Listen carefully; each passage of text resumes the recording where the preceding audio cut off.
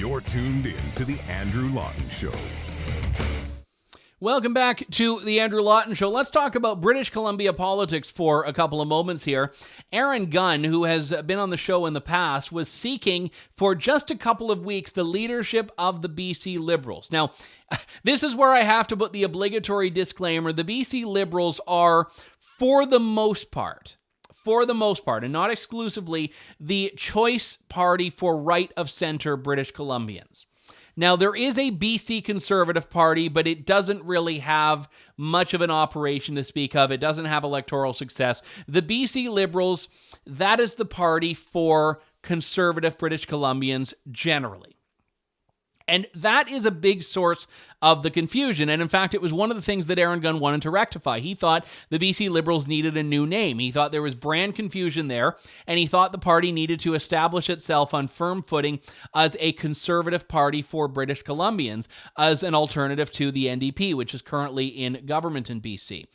And Aaron Gunn was going to be a disruptor, clearly. He was coming not from the political class, but from his role as a commentator, as an activist. He had a huge following, which is why when he started saying he was mulling a leadership bid earlier this year, we sat down with him and spent, I think it was 20, 25 minutes or so, talking about a range of things. You should go and check out that interview. So a couple of weeks ago, Aaron Gunn launches his campaign, a lot of excitement, a couple of his colleagues saying, oh, this guy's too controversial, he shouldn't be allowed to run. But nevertheless, he's selling memberships, getting ready for it. Well, last week, a cabal of individuals behind closed doors decided that he does not have the right to seek the leadership of his party. And they decided that he would be banned from running as a leadership candidate. And here's what they say.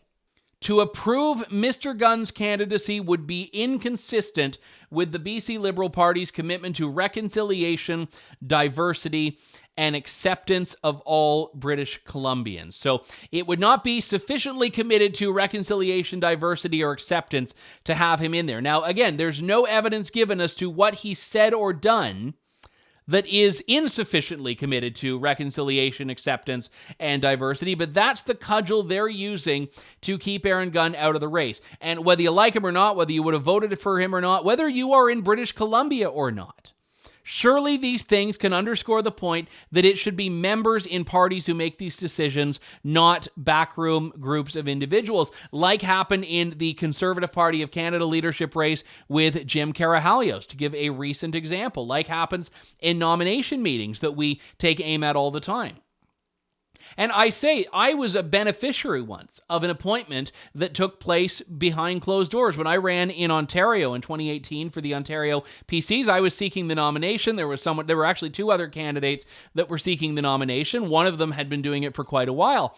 And then the party decided just a few weeks out from the election, they were going to scrap the nomination race and appoint me.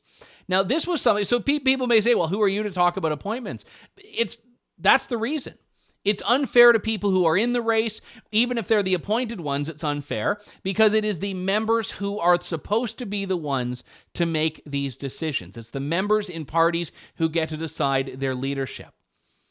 So let's talk about this and what it means and also what comes next. Aaron Gunn joins me on the line now. Aaron, it is good to talk to you.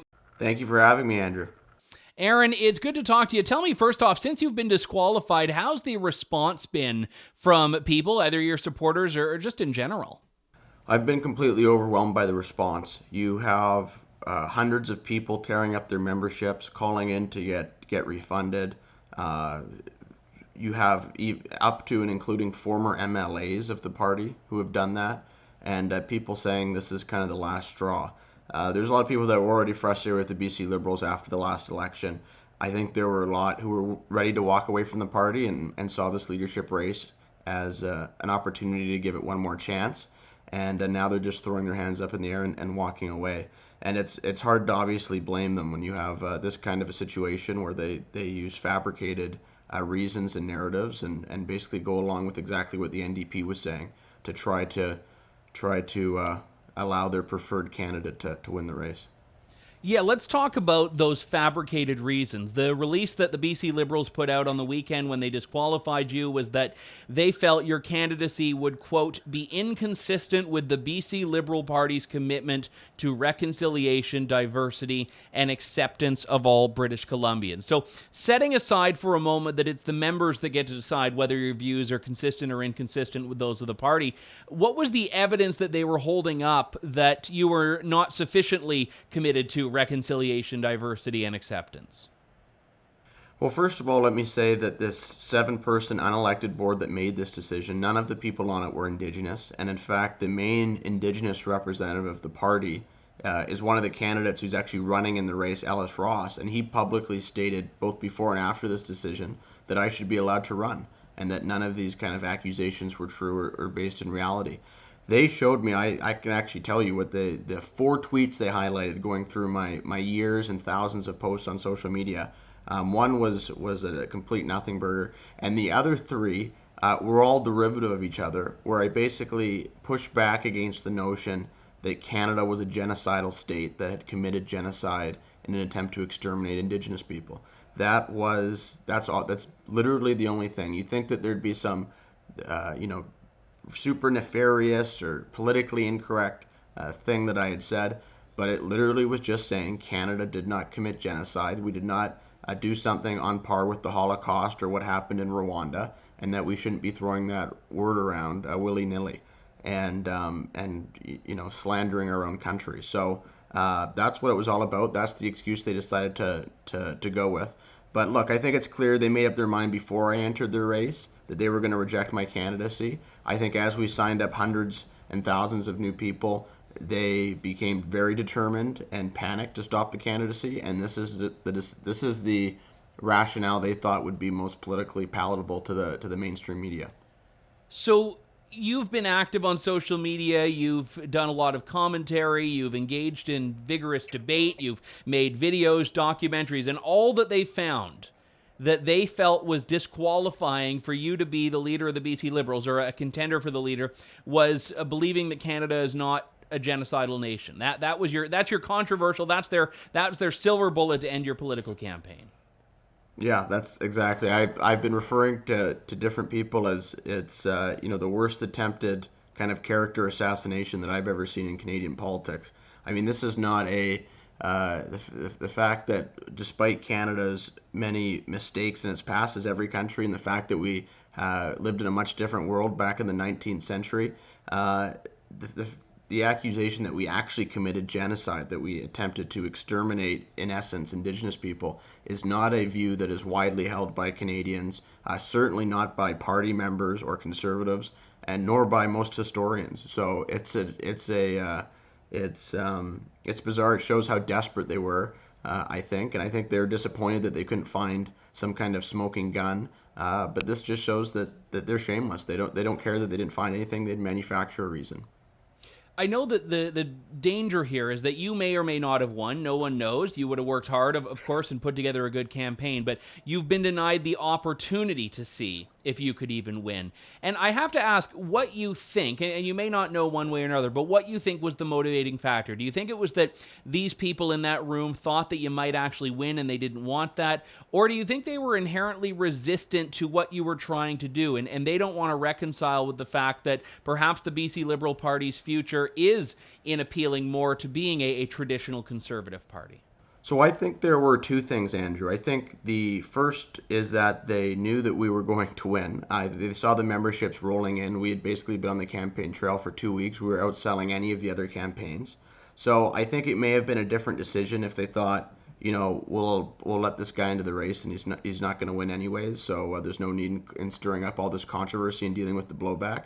So I think the first thing is that they thought that we were going to win. And they knew that this was their only move left. And, these party insiders need to protect their little enclaves of power they've carved out for themselves. I do think there was a second reason, and that's because people within the party and the party elites, despite what they say publicly, didn't want to have a real debate and discussion about policy and about some of the past policy decisions of this party, whether that's the carbon tax, whether that's money laundering and how it's contributed to the rise in housing prices, or whether that is the opioid epidemic that got, although it keeps getting worse under the NDP, it really escalated while the BC Liberals were still in power and some of their failed policies on that front. So I think it's a combination of they didn't want to have these difficult conversations and the fact that they thought that we were going to win, or we have a real a chance of winning. You've got a number of options ahead of you. You can just, exit politics altogether and go back to doing what you were doing. You could fight this through some, perhaps internal or external means. You could join another party, run as an independent. I know that it's still very early days, but what are you planning in the future? Well, in the days ahead, we're definitely going to have an announcement. There's a couple things that we're working through with regard to my future plans and how we can still bring common sense back to British Columbia and back to Canada. But I will tell you this, if you think this is the end of our fight or the end of the road, you couldn't be more wrong. This fight is really just beginning. All options are on the table. We're looking at recall campaigns. We're talking about the potential of forming new parties or reviving the BC Conservatives. And I also haven't taken certain legal options off the table as well, given some of the lies and misrepresentations that have been made in public statements. So we'll see, Andrew, but it's going to be, I'm sure, an interesting announcement in the days and weeks ahead. All right. Well, we'll make sure to keep an eye out for that. Aaron Gunn, thanks very much for coming on. Thanks for having me, Andrew. Thanks for listening to The Andrew Lawton Show. Support the program by donating to True North at www.tnc.news.